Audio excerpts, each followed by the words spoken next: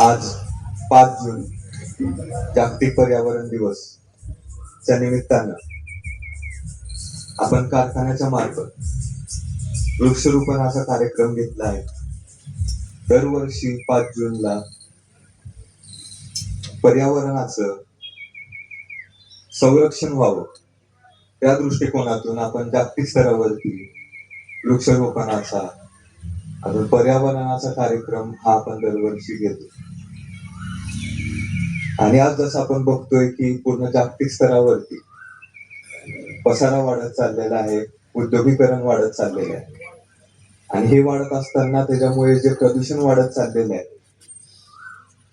ते जे पण लोकांमध्ये त्याच्यामध्ये सुद्धा जनतेमध्ये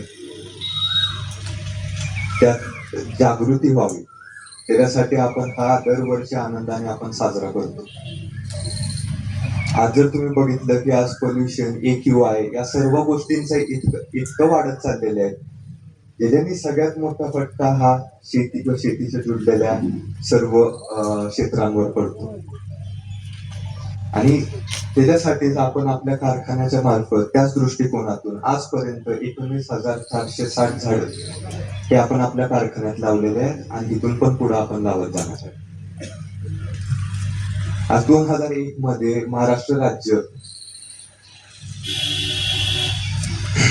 प्रथम क्रमांक आपल्याला भेटलेला आहे. 2002 2005 यामध्ये सुद्धा दिल्ली भारत सरकार इंदिरा प्रियदर्शिनी कृषी मित्र पुरस्कार हे आपल्या कारखान्याला भेटलेलं आहे. आणि इथून पुढे पण आपण सगळे सज्ज राहू की आपण अजून वृक्षांची रोपण कशी करू शकू, अजून आपण किती झाडं लावू शकू ह्याचा आपल्याला सर्वच आपण त्यासाठी कटिबद्ध राहू. आणि जसंच मी आता बोललो की ह्या सर्व गोष्टींचा फटका हा शेती आणि शेतीच्या जुडलेल्या विभागांवर जास्त पडतो. त्याच्यासाठी आपल्याला कामात येणार आहे AI जे आहे आर्टिफिशियल इंटेलिजन्स. जर असं बघितलं तर दर 2-3 वर्षाला आज दुष्काळी भाग होतो. मागच्या वर्षी आपल्या इथं पाण्यात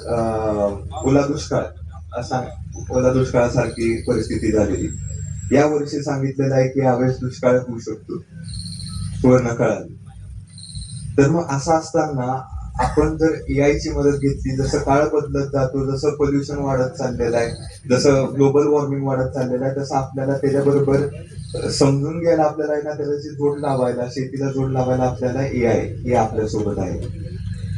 अजून एक सांगतो की रेगिस्तान सारख्या जागेला, ज्यावेळेस जिथं रेगिस्तानी भाग आहे UAE यासारख्या जागेला, त्यावेळेस त्यांनी ट्रिप प्रोजेक्ट सगळ्यात पहिले सुरू केलेला. आज ते सुद्धा शेती विभागात आज ते अग्रेसर आहे.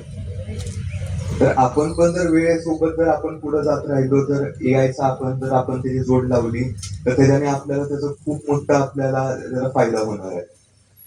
आज त्याच्याने आपण कमी वेळेत, अशी परिस्थिती असताना कमी वेळेत आणि कमी खर्चात आपण जास्तीत जास्त उत्पन्न कसं काढू शकू त्याचा आपल्याला आहे ना ते करण्यासाठी आपल्याला AI कामाला येणार आहे. आणि त्याची आतापर्यंत आपण टोटल 46 एकर जमिनीवरती आपण AI चा प्रयोग केलेला आहे. आज कित्येक आपले सभासद त्यात जुडलेले आहेत.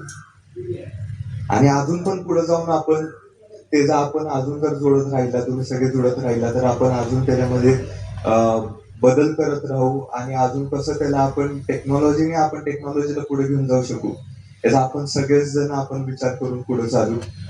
आणि